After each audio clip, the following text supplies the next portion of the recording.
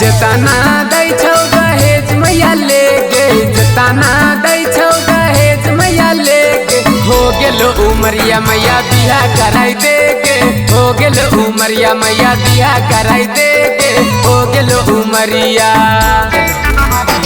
शादी होते बेटा तो तोहरे पसंद रे, शादी होते बेटा तो तोहरे पसंद रे। आजकल लइका लइकी के रहे मन रे, आजकल लइका लइकी के रहे मन रे, आजकल लइका।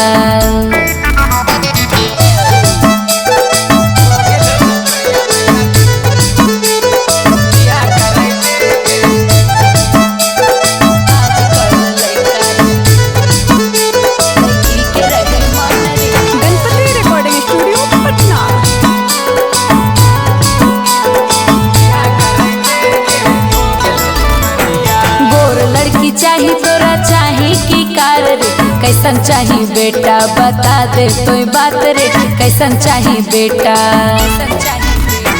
सुनर लड़की चाही जे करो सम्मान गे, देख लिए मैया ओकर खाना दान गे, देख लिए मैया।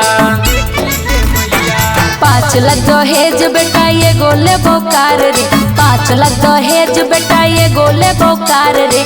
तबे हो तो शादी जे मनबे तोय बात रे, तबे हो तो शादी जे मनबे तोय बात रे, तबे हो तो शादी।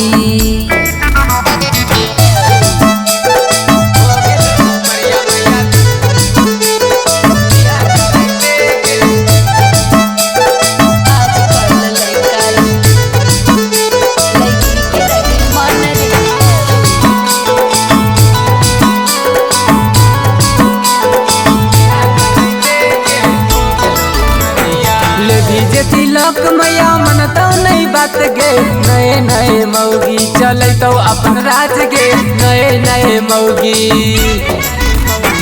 दीपक सुबोध बेटा लेके जे भिकार रे, होते बियाहवा बदल तो विचार रे, होते बियाहवा।